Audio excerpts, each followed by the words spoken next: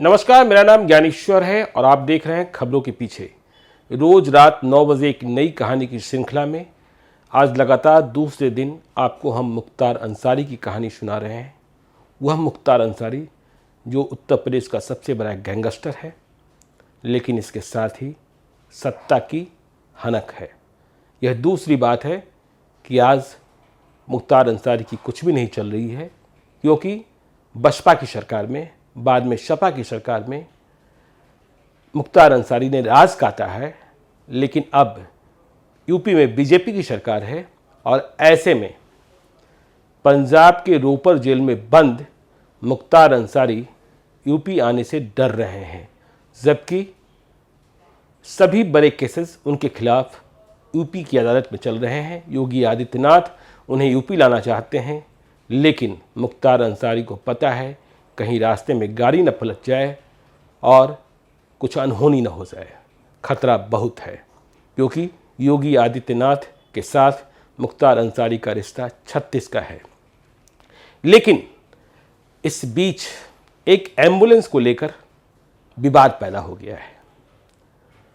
आपको जैसा हमने बताया कि गाड़ी पलटने का डर, मुख्तार अंसारी अपने को बीमार बता रहे हैं जेल के भीतर। जब वे रोपर जेल से हाजिरी के लिए मोहाली कोर्ट गए, तब वे एक एम्बुलेंस से गए। नियम से ये एम्बुलेंस सरकार की होनी चाहिए थी, पंजाब सरकार की, लेकिन ऐसा हुआ नहीं।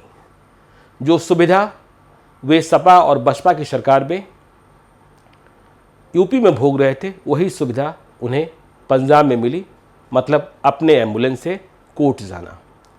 आरोप भी है कि पंजाब की सरकार मुख्तार अंसारी को बचा रही है। पंजाब की सरकार यूपी मुख्तार अंसारी को नहीं भेजना चाहती थी। ये तो सुप्रीम कोर्ट का आदेश है कि उन्हें अब यूपी जाना ही होगा।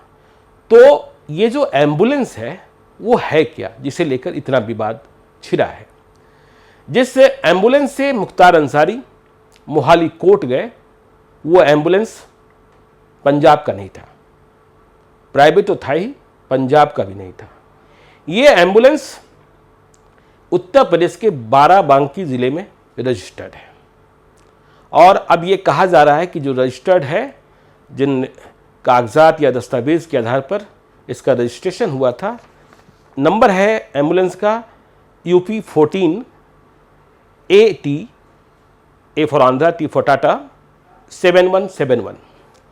तो जिस दस्तावेज के आधार पर इसका रजिस्ट्रेशन हुआ, वो सारे के सारे फर्जी थे। डॉक्टर अलका राय के घर का परिचय दिया गया था, वह भी गलत निकला, जहां बताया गया है अब डॉक्टर अलका राय के खिलाफ भी तहरीर लिख दी गई है। लेकिन इस एम्बुलेंस के भीतर बहुत कुछ है, जिसके कारण ये जो मुख्तार अंसारी हैं चर्चा में रहे हैं। देखिए, यूपी के 1977 बैच के रिटायर्ड IPS ऑफिसर हैं ब्रिजलाल। यूपी के DGP भी रहे, मायावती से करीबी थे। मायावती ने इन्हें सीनियरिटी को अलग रखकर DGP बनाया था। हालांकि बाद में जब चुनाव हुए तो चुनाव आयोग ने इन्हें हटाया भी और अखिलेश यादव की सरकार में इन्हें महत्वपूर्ण जिम्मेवारियां नहीं मिली, मतलब बसपा के करीब, सपा के दुश्मन। तो ब्रिजलाल ने अब इस एम्बुलेंस, मुख्तार अंसारी का जो एम्बुलेंस है, बाद में ब्रिजलाल बीजेपी में शामिल हो गए थे और 2015 में राज्यसभा के उम्मीदवार भी बने थे। तो ब्रिजलाल ने जो खुलासे किए हैं, देखिए, जो हम आपको बताने जा रहे हैं वो सारे के सारे खुलासे ब्रिजलाल के हैं, जो रिटायर्ड DGP हैं यूपी के, एक सीनियर IPS ऑफिसर हैं। उनका कहना है कि ये जो एम्बुलेंस है वो एम्बुलेंस तो है ही नहीं, ये मुख्तार अंसारी का किला है, जिसका इस्तेमाल लंबे अरसे से मुख्तार अंसारी करते रहे हैं। अब ये किला कैसे है? ब्रिजलाल कहते हैं कि यह किला इसलिए है क्योंकि इस एम्बुलेंस के भीतर कोई भी मेडिकल इक्विपमेंट नहीं है, मतलब जो एम्बुलेंस में होना चाहिए। ये है क्या? बकौल ब्रिजलाल, ये एम्बुलेंस जो मुख्तार अंसारी का निजी है, जो एम्बुलेंस के शक्ल में है, यह बुलेट प्रूफ है और इसकी बुलेट प्रूफिंग भी खुद मुख्तार अंसारी ने कराई थी चंडीगढ़ में कई साल पहले। तो मुख्तार अंसारी अपने को बचाने को जब कभी कहीं जाता है, ब्रिजलाल याद करते हैं कि जब मुख्तार अंसारी यूपी में था, चाहे वो आगरा जेल में रहा हो या गाजीपुर जेल में रहा हो, दोनों ही जेल में उसने राज काटे हैं सपा की सरकार में, तो इसी एम्बुलेंस से वह विधानसभा भी आता था या कहीं और भी जाता था। अब ये बुलेट प्रूफ एम्बुलेंस, और जब वो चलता था तो इस एम्बुलेंस की चाल ऐसी होती थी कि जैसे कोई वीवीआईपी गुजर रहा हो, आगे पीछे पुलिस की सुरक्षा वाले, इसके अलावा सैकड़ों मोटरसाइकिल वाले। अब देखिए, इस एम्बुलेंस के भीतर मेडिकल इक्विपमेंट्स तो नहीं है, लेकिन ब्रिजलाल कहते हैं कि यहां हथियार रखने छुपाने के लिए तहखाने बनाए गए हैं। और जब कभी इस एम्बुलेंस से मुख्तार अंसारी चला, उसके साथ उसके प्री लोडेड असलहे साथ में रहे, जिसमें .3 .7 का मैग्नम रिवॉल्वर, .38 का बेरेटा पिस्टल, .45 का पिस्टल और अन्य वेपन मुख्तार अंसारी अपने साथ रखता था। इस एम्बुलेंस को देखिए, सवाल क्यों खड़े हो रहे हैं कि एम्बुलेंस को चलाता कौन है, यह भी महत्वपूर्ण है। इस एम्बुलेंस को बकौल ब्रिजलाल, जो रिटायर्ड आईपीएस हैं, रिटायर्ड डीजीपी हैं यूपी के, वे कह रहे हैं कि इस एम्बुलेंस को चलाता है सलीम खान, जो मुख्तार अंसारी का खास गुर्गा है। और सलीम खान का भाई जो प्रिंस खान है, वह पहले मारा जा चुका है। मतलब सलीम खान ड्राइवर एम्बुलेंस का, इसका भाई प्रिंस खान पहले मौत के घाट उतारा जा चुका है गैंगवार में। तो इस एम्बुलेंस को मुख्तार अंसारी इस्तेमाल करते रहे हैं, और शायद उनकी कोशिश रही होगी कि बीमारी के बहाने जब उन्हें पंजाब से उत्तर प्रदेश ले जाने की तैयारी हो या ले जाया जाए तो इसी एम्बुलेंस से जाएं। लेकिन अब इतना हंगामा मच चुका है कि इस एम्बुलेंस की सवारी वो नहीं कर सकते हैं।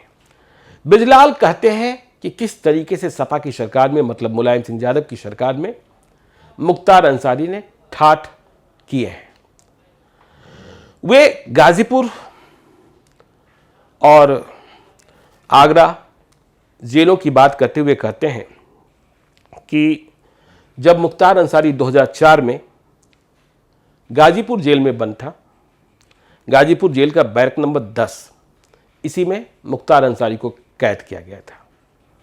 लेकिन मुख्तार अंसारी ने इस बैरक नंबर 10 का पार्टीशन करा दिया था, मतलब 2 हिस्से में बांट दिया था, और जिस हिस्से को मुख्तार अंसारी ने अपने हिस्से में रखा उसे डीलक्स स्वीट का शक्ल दे दिया था, मतलब ठाठ में कोई कमी नहीं। और इसी डीलक्स स्वीट के सामने बैरक नंबर 10 के, उसके लिए मछली पालन के लिए, मछली मारने के लिए तालाब बना हुआ था।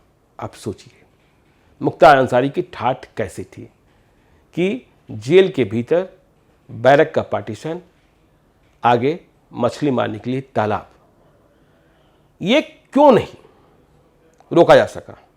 ब्रिजलाल कहते हैं कौन रोकता। जब मुख्तार अंसारी गाजीपुर जेल में बंद था तो वहां के तत्कालीन डीएम मुख्तार अंसारी के साथ बैडमिंटन खेलने शाम को जेल जाते थे। ब्रिजलाल कहते हैं ये डीएम साहब बाद में लखनऊ के डीएम भी बने, हालांकि उन्होंने नाम नहीं खोला है।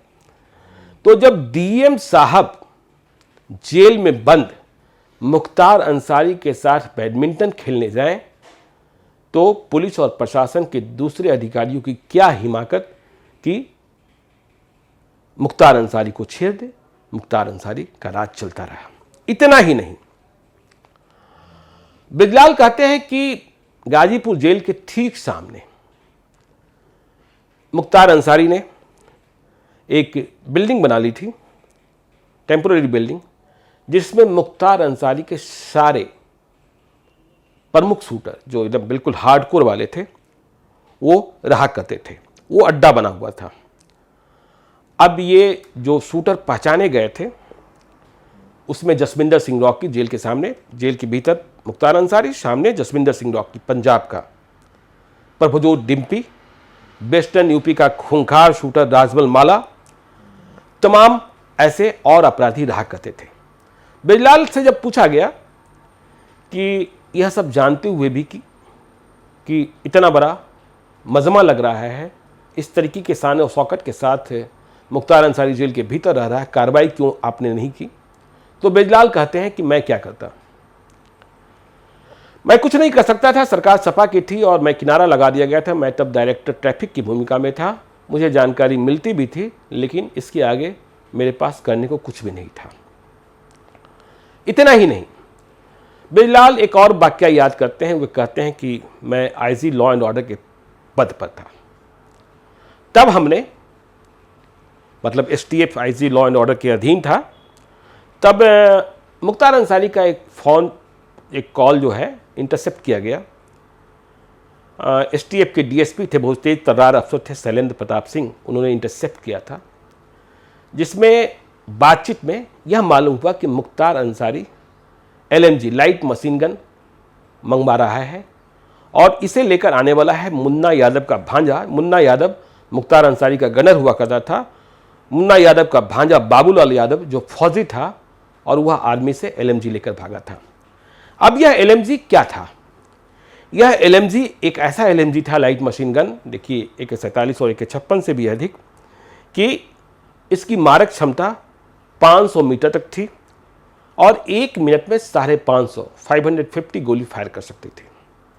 जब यह फ़ोन इंटरसेप्ट कर लिया गया तो मुन्ना यादव गनर और मुन्ना यादव का भांजा बाबूलाल यादव, उसे गिरफ्तार किया गया और इन दोनों के साथ मुख्तार अंसारी पर भी शैलेंद्र प्रताप जो एसटीएफ के डीएसपी थे, उन्होंने केस दर्ज किया और पोटा लगा दिया। तो ब्रजलाल कहते हैं कि इसके बाद यूपी में हंगामा मच गया। मुलायम सिंह यादव गर्म हो गए। उन्होंने कहा कि बगैर इजाज़त पोटा की धाराएं कैसे लगाई गई, और इतना हंगामा मचा कि मजबूरन इतनी डांट फटकार पड़ी कि मजबूरन 10 फरवरी 2004 को शैलेंद्र प्रताप, जिन्होंने मुकदमा दर्ज कराया था और जिन्होंने गनर मुन्ना यादव और मुन्ना यादव के भांजे बाबूलाल यादव जो फौजी था की गिरफ्तारी की थी, उसे नौकरी से ही इस्तीफा दे देना पड़ा था। आगे 25-26 जनवरी की रात की बात करते हैं। ब्रजलाल कहते हैं कि चार्जशीट के लिए सरकार की अनुमति की ज़रूरत थी, होम डिपार्टमेंट की। तो मुलायम सिंह यादव की सरकार ने मुख्तार अंसारी के खिलाफ पोटा की धाराओं में चार्जशीट की अनुमति नहीं दी। मुन्ना यादव और मुन्ना यादव का भांजा बाबूलाल यादव चार्जशीटेड हुआ, लेकिन मुख्तार अंसारी बच गया। तो इस तरीके से संरक्षण प्राप्त था। आपको यह भी पता है कि यदि उत्तर प्रदेश के गैंगवार की हम बात करें तो मुख्तार अंसारी बनाम ब्रजेश सिंह। ब्रजेश सिंह ने एक दफ़े मुख्तार अंसारी को टपकाने की कोशिश की थी, बहुत बड़ी तैयारी के साथ एम्बुश किया, दोनों ओर से ज़बरदस्त फायरिंग हुई। मुख्तार अंसारी के 4 लोग मारे गए थे, लेकिन खुद ब्रजेश सिंह भी घायल हो गया था और घायल होने के बाद वह ऐसा फरार हुआ कि कई वर्षों तक लोग मान लिए कि ब्रजेश सिंह मारा जा चुका है। लेकिन बहुत साल के बाद दिल्ली पुलिस के स्पेशल सेल ने उसे जिंदा भुवनेश्वर में पकड़ा। अब वो सत्ता का संरक्षण प्राप्त है और राजनीति भी चल रही है। तो खैर, ब्रजेश सिंह ने मुख्तार अंसारी से लोहा लेने के लिए, दुश्मन का दोस्त दुश्मन होता है, दुश्मन का दुश्मन दोस्त होता है, इसी फार्मूले के तहत कृष्णानंद राय से दोस्ती कर ली थी, जो गाजीपुर के विधायक हुआ करते थे। तो कृष्णानंद राय की हत्या करा देना मुख्तार अंसारी का उद्देश्य था। इसके लिए मुख्तार अंसारी ने लीक प्रूफ प्लानिंग की। गाजीपुर जेल में बंद रहते हुए ही यह प्लानिंग हुई थी, लेकिन जब हत्या की तारीख मुकर्रर कर दी गई तो मुख्तार अंसारी ने स्वयं को, सत्ता में धमक तो थी ही, अपने को गाजीपुर जेल से फतेहगढ़ जेल में ट्रांसफर ले लिया। ब्रजलाल कहते हैं कि कृष्णानंद राय की हत्या की प्लानिंग की जानकारी गाजीपुर के एसपी को थी। ये भले न जानते हों कि कृष्णानंद राय को कब मारा जाएगा, लेकिन उन्हें यह खबर थी कि किसी बड़ी प्लानिंग के तहत मुख्तार अंसारी के शूटर्स जो हैं इकट्ठा हो रहे हैं, जिसमें मुन्ना बजरंगी है, संजीव जीवा है, अताउर रहमान है, प्रभजोत डिम्पी है। सब लोग इकट्ठे हो गए हैं और बड़ी संख्या में असलहे जुटाए गए हैं। तो और ये सभी गाजीपुर में मुख्तार अंसारी के घर पर ही रह रहे थे। मुख्तार अंसारी का घर गाजीपुर में मोहम्मदाबाद फाटक के रूप में जाना जाता है। अब जब सारी प्लानिंग हो गई, मुख्तार अंसारी ने स्वयं को गाजीपुर जेल से फतेहगढ़ जेल में ट्रांसफर कर लिया, तो 26 दिसंबर 2005 को कृष्णानंद राय की हत्या कर दी गई, विधायक कृष्णानंद राय की। और इस हत्या में 5 AK-47 और G3 राइफल का इस्तेमाल किया गया। कहा जाता है कि कुल 400 गोलियां चलाई थी मुख्तार के शूटरों ने और कृष्णानंद राय के शरीर में 67 गोलियां लगी थी। तो इस बड़ी वारदात के बाद भी मुख्तार अंसारी का बहुत कुछ नहीं बिगड़ा और सरकार सपा की थी, मुख्तार अंसारी की रंगत चलती रही। मुख्तार अंसारी परेशान तब हुआ जब सपा की सरकार हटी, योगी आदित्यनाथ मुख्यमंत्री बने और उसने अपने को उत्तर प्रदेश में असुरक्षित पाया। वह पंजाब चला गया, पंजाब की जेल में, जैसा आपको हमने बताया कि रोपर जेल में चला गया कुछ साल के बाद। अब भी रोपर जेल में है, लेकिन सुप्रीम कोर्ट के आदेश पर उसे यूपी लौटना ही होगा। और यूपी लौटने के बाद मुख्तार अंसारी के साथ क्या होता है, बात कही जा रही है कि जितने सारे केसेस हैं उसमें स्पीडी ट्रायल होगी और योगी आदित्यनाथ की सरकार सजा दिलाएगी। तो योगी आदित्यनाथ अब मुख्तार अंसारी की धमक को, मुख्तार अंसारी के आतंक को, मुख्तार अंसारी के पूरे गैंग को किस तरीके से तोड़ पाते हैं, यह देखने वाली बात होगी, क्योंकि सुप्रीम कोर्ट ने कह दिया है कि मुख्तार अंसारी यूपी जाएंगे। पंजाब की कोर्ट में खराब सेहत का बहाना भी नहीं चला। पंजाब की कोर्ट ने कहा कि जो पंजाब के केसेस हैं उसकी वीडियो कॉन्फ्रेंसिंग के माध्यम से सुनवाई होगी, आपको यूपी जाना ही जाना होगा। तो अब देखिए, यूपी जाने की तारीख नज़दीक आ रही है, रास्ते में क्या होता है। फिर आगे जब वे यूपी पहुंच जाते हैं तो योगी आदित्यनाथ की सरकार जो बिल्कुल बेहद सख्त दिख रही है, जिसने सुप्रीम कोर्ट में लड़ाई लड़कर मुख्तार अंसारी को यूपी बुलवाया है, मतलब अब आना ही पड़ेगा। तो ये सारी बातें होंगी, इस पर हम और आप बने रहेंगे। आप देखते रहिए खबरों के पीछे को। यदि अब तक आपने हमारे यूट्यूब चैनल को सब्सक्राइब नहीं किया तो जरूर कर लीजिएगा, और यदि इस वीडियो को फेसबुक के माध्यम से देख रहे हैं तो पेज को लाइक कीजिएगा। धन्यवाद।